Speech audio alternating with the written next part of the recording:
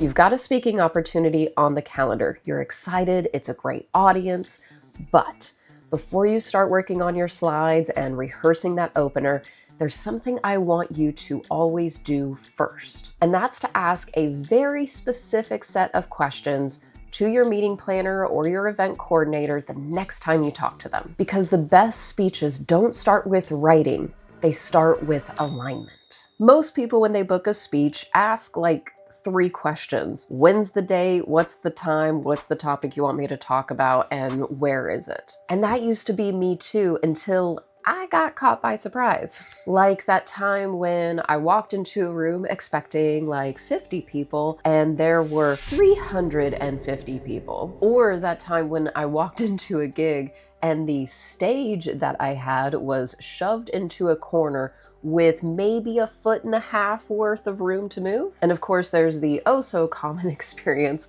of having a 30-minute speech, but then there are 15 minutes of announcements before you take the stage, so you have to cut your speech in half on the fly. The thing is, these surprises aren't just awkward, they're costly, especially if you're using speaking as a business growth tool, because there's a craft to speaking. And like any craft, you're trying to create magic within constraints. But if you misunderstand some of those constraints, then your end result just isn't gonna click. If you misjudge the timing, then you're having to cut parts of your speech on the fly, which means you're probably going to miss out on some pretty crucial parts of your presentation that will lead to more conversions. If you're not clear about the room setup, then you may not be able to use some of those interactive elements that you had planned for. These and so many other mistakes can be completely avoided if you just ask a certain set of questions to your meeting planner the moment your presentation is booked. I've worked with clients that have missed out on lead capture, audience engagement, and even getting rebooked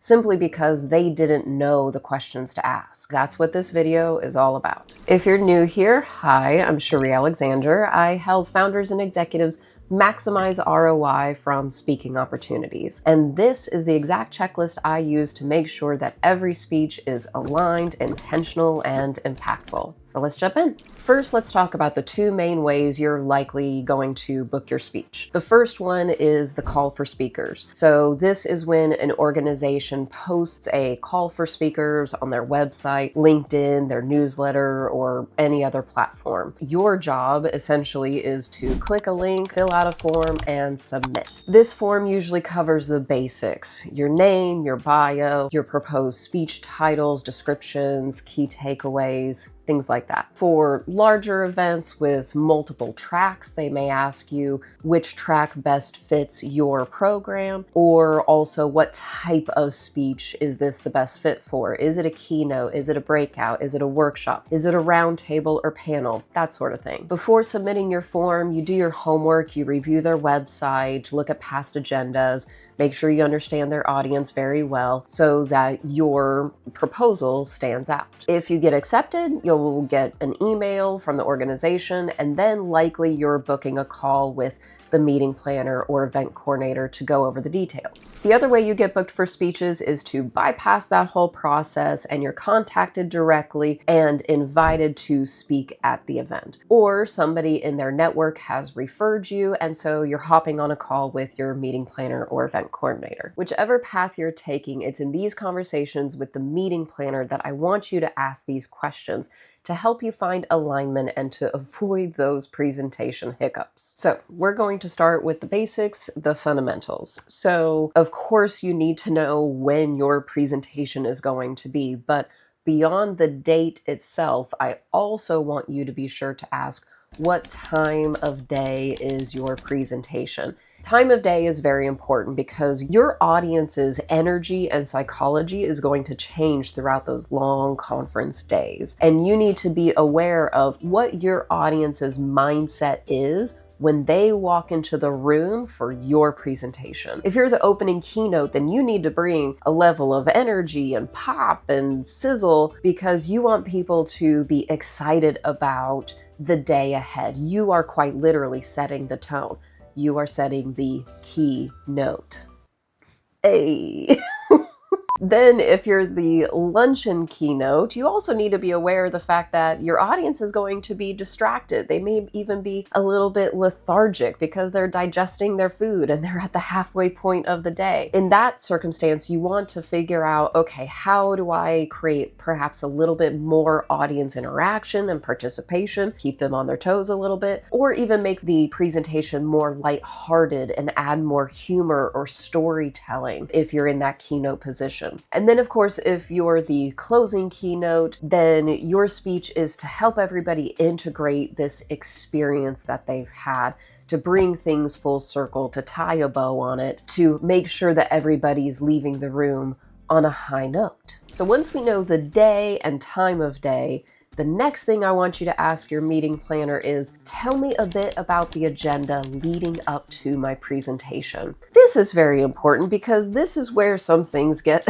lost in the shuffle, or some interesting shading and nuance can happen that leading up to your presentation that you very much want to be aware of. So we're going to ask them, okay, so this is my speaking slot between, let's say, 1 o'clock and 1:45. What happens before I get on stage? Is anybody making any announcements before they introduce me? What is the program that's scheduled right before me? You want to know what the program is before you, if you can. Sometimes these schedules are evolving while they're being made. But if the program before you is something heavy, or the audience takes a bit of a gut punch from some corporate announcement that was just being made, you want to be aware of that because you want to be empathetic to your audience. A lot of keynote speakers have found themselves in a situation where their speech directly follows the events in memoriam, where they share photos and there's a beautiful, touching, sad song going on and people are teary-eyed and emotional, and then they didn't know that that was happening before their speech. They have to completely shift gears because they can't go on stage and go, "Hey guys, how's it going?"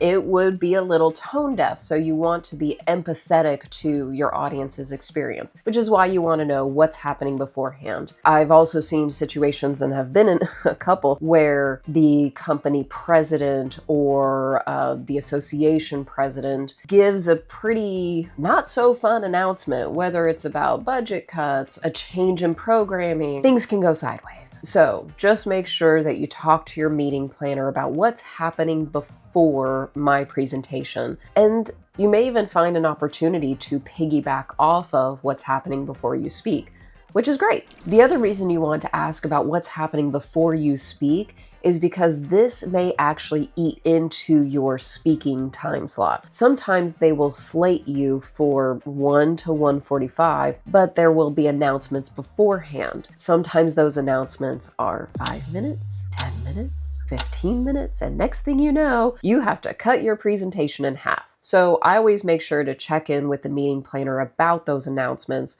because when I create a speech, I'm trying to time it very well with the slides and the journey I'm taking the audience on. Hi, Magic. Yeah, you can be in the video. I don't mind. The other thing is that you want to be sure if the meeting planner wants you to have time at the end for Q&A, or are you to fill that entire slot with your speech and they're not wanting Q&A at the end. I'd say most events these days want to have some time for Q&A, but there's always exceptions, which is why we always ask. Because if you have a 45-minute speech and then they want 10 minutes of Q&A, now you have a 35-minute speech, which is a different animal. So you can prepare for all those situations just by asking those questions ahead of time. Okay, so this next section I'm particularly passionate about because I have run into this one too many times, and I would like you to avoid the mistakes that I have made. Okay, so we're going to now ask a few different questions about the room and the setup that you are going to walk into. I don't know why it took me so long to ask these questions, because the way a room is set up makes a big difference on the energy and the experience of your speech. Let's start with some AV things. We always want to be sure that we're asking, okay, what is the sound setup? Is it a lectern with a mic? Is it a handheld mic? Is it a wireless lavalier? I always want to know what the microphone setup is because that's going to dictate how much room I have to work with on stage. If I'm needing to stay behind the lectern and be close to the microphone, if I won't be able to gesture as much because I'm restricted with a handheld. I personally do bring backup microphones, backup wireless lavaliers, because I prefer to have a wireless setup, but sometimes I don't always get that luxury. So you want to ask what the sound equipment will be, because then you know how much movement room you have for the presentation. Similarly, you want to ask, how are the slides being incorporated, assuming you're using slides? Are you to run the slides off of your laptop and you're plugging into their system, or are you sending the slides to the event's like main laptop for that particular room and you're running it off of their system? In which case, is it Microsoft? Is it Mac? You want to make sure. And then similar to the mic, where is that set up on stage? So is it the lectern, or is somebody else running your slides for you at the back of the room? And again, for tech advice, I recommend that you bring your own remote clicker for the slides, because sometimes they don't have any or the batteries ran out, like just to have those backups. But again, just by me understanding their room setup and the tech behind it, I'm better able to envision what I'm able to accomplish in this speech from a body language standpoint, from the presentation standpoint, because there's just been one too many times where I thought I was walking into a room of a big keynote stage, and next thing I knew, I was standing on a stage this size of a cracker box and had nowhere to go, and I felt like I was just, caged up. And of course that affects the presentation. But if I had known ahead of time, I could have made adjustments that made the presentation that much better. So, lessons learned, which is why I pass them on to you. Okay, so last bit on room setup. You want to ask, what is the stage setup for you? Is the room where you're just on the floor with the audience and you're able to walk around? Is there a raised stage? Is it a large stage? Is it a small platform? And then lastly, I like to know, what is the seating arrangement of the audience? Because it is a very different experience when you're speaking in like a lecture hall and the audience is raised up. I mean, it's I love that setup.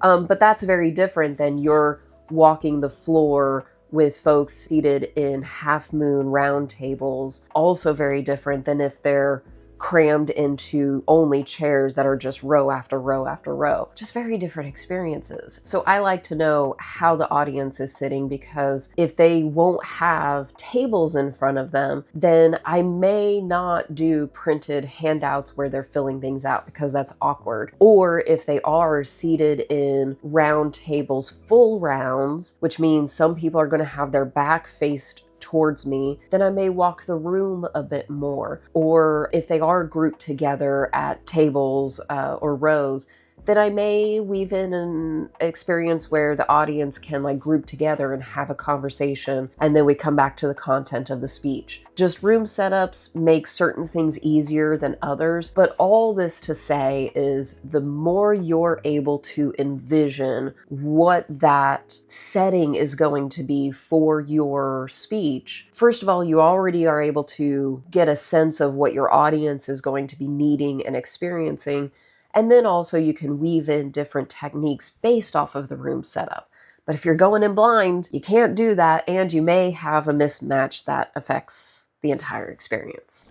This next question is very important for emergency situations, so I highly recommend you don't skip this one. I want you to make sure when you're talking to your meeting planner to ask them, who is my point of contact at the event? Is it you? Is it somebody else? And then get the mobile number of that person, because if you're traveling to an event, anything can happen the day of an event. You could get caught in traffic. Happened to me, Los Angeles Angeles traffic almost missed a very important presentation. Flights change and get canceled. Rooms change. You're standing in ballroom A and nobody's there. Nothing's going on and you don't know why. It's because it wasn't communicated to you that, oh, we had to move to a different floor. So make sure you know who your emergency contact is at the event. Just make sure you're able to communicate back and forth. Super important. All right, the next set of questions are some of my favorites because it's about your audience. Now, of course, you probably know who your audience is going to be because they represent your target market. So this isn't necessarily the same process we go through when we're creating audience profiles that match your ICP and understanding all the psychographics, separate process for creating your speech. I'll create a video on that at some point. But for this, we're wanting to understand intimately this specific audience, and we're gaining kind of influential intelligence from your meeting planner. So first, we're going to ask audience size. Again, I have walked into presentations where I swear I thought it was going to be like 50 people and it was over 300 people. Everything was fine, but it's just a bit jarring.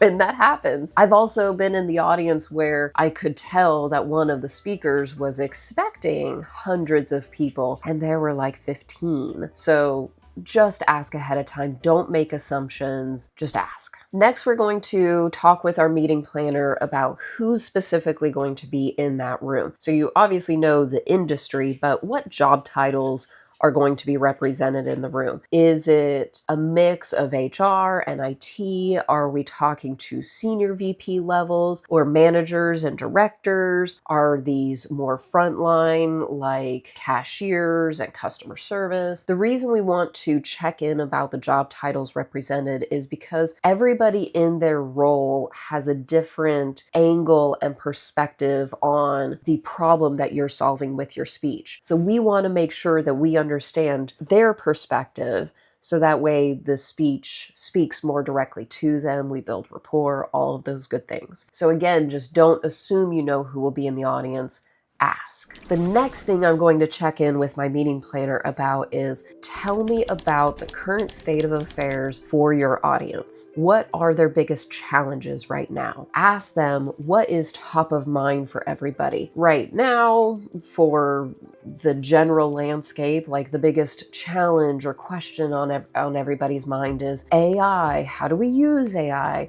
Is AI going to take our jobs? Things like that. You want to ask what are those challenges that they're facing, or the goals also is a great question to ask. What is this organization trying to accomplish? You also want to ask, what are some hot button issues in the industry right now? Or what are some hot button issues for your audience right now? Similarly, and I'm going to group these together for you, is there anything taboo for your audience right now? So with that series of questions, I want to know what are the challenges so that way I can help the audience out. What are any hot topic items so that way I can address those? It's kind of like what's trending for your audience. But then also, I want to be sure to check in about what's taboo, because some things can happen within that tight-knit community that you as an outsider probably wouldn't be aware of. So for example, 2 months ago, the company could have had large layoffs, or not too long ago, the organization lost a dear, beloved leader, and this is our first event without them. Things like that. You want to always make sure that you understand the headspace of your audience so you can be empathetic and you don't run the risk of being tone deaf. So by asking challenges, hot topic items, and anything taboo, I'm making sure I understand the landscape of knowing where I should go or maybe where I shouldn't within my presentation. So our next group of questions is going to be asking our meeting planner about past speakers.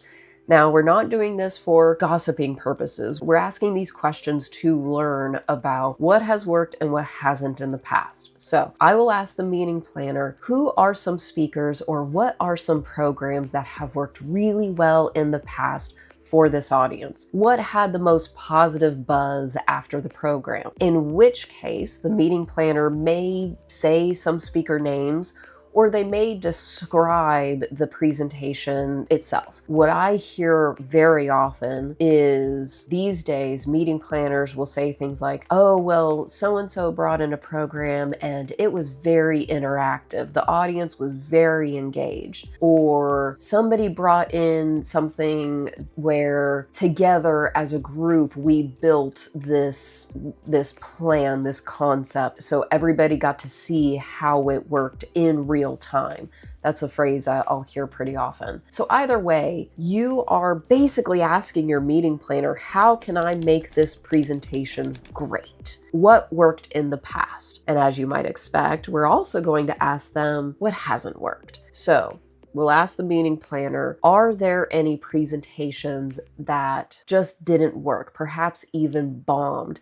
In which case, what was it about those presentations that you think made them not very successful? Sometimes they will share names of speakers, sometimes they won't. We're not trying to suss out the good and the bad speakers. We're just trying to learn what worked and what didn't. So when I'm asking about what didn't work, I'll probably hear something along the lines of, yeah, I mean, we had one guy last year and all he did was read off of his slides. Or so-and-so came in a couple years ago on a very similar program and there was just nothing new. It was information that my audience had heard over and over again. So again, we're learning what type of presentations resonate and which ones don't. Does this group like a lot more interaction, or would they prefer to be sitting at their tables and consuming and implementing the information right away? Or is this group very lighthearted and they like chatting amongst themselves? All of these are insights that your meeting planner can provide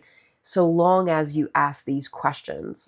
And plus, you'll also learn about some creative things that people have done in the past, which might spark an idea for you, or at the very least, it lets you know that this organization, this audience, is open to something different. That's not always the case. Sometimes your host organization wants a very particular set of things in a very particular set of ways, and you want to know that ahead of time. So that's why these questions are so important. And all of our questions up to this point have come from a place of being of service to the audience. And so this next group of questions is designed to help you a little bit in the process as well. These are what I call the can't hurt to ask questions. A lot of speakers miss out on brand visibility opportunities like crazy because they just fail to ask these types of questions. So let's start with the big one that most people want, especially when they're using speaking as a business growth tool, and that is, do I have access to the emails of the attendees in my session? I'm not gonna lie, more often than not, the answer is gonna be no. But sometimes it's yes, and that's why we ask the question. Simply by asking this question, at the very least, you and your meeting planner might open the door to further conversation. So yeah, you may not get the attendee list emails simply by asking, in which case you may learn that they have a sponsorship level that's kind of at a lower tier, that if you just pay a little extra, you become a sponsor, but then you get that entire email list. I'm sure I'll create another video on pay to play opportunities, but I do want you to be aware that sometimes even a low-level sponsorship can provide you with the thing that you want at the event, which is audience email addresses, so they can be added to your nurture sequence and you can get clients afterwards. It's worth asking. So assuming that the meeting planner isn't going to give you the list of email addresses and a perfect package with a bow tied on it, then we need to explore a few other options. In which case, I will ask the meeting planner, what outlets are you using to promote this event? So I want to know, are they sending out a newsletter? Are they posting on LinkedIn? Are they posting on X? Are they doing any advertising anywhere? Do they have a podcast? Are they creating videos? I want to know what their promotional strategy is so I can support them. In which case, then I'll ask for, would you mind if I contributed 1 or 2 articles to your newsletter? Would you be open to me being a guest on your podcast? Would you like me to create some videos to post on LinkedIn or YouTube Shorts talking about the event? Your meeting planner will be thrilled to hear that you are an active participant in this event's success. Plus, all of these media channels that you could access increase your brand visibility. You have more opportunities to share your thought leadership and create anticipation for your program. So then audiences are more drawn to you and what you have to say before the event even starts. This is a great opportunity for you to get your voice out there, get your message out there, create anticipation. And you know what? You might actually even land a client before your speech even happens.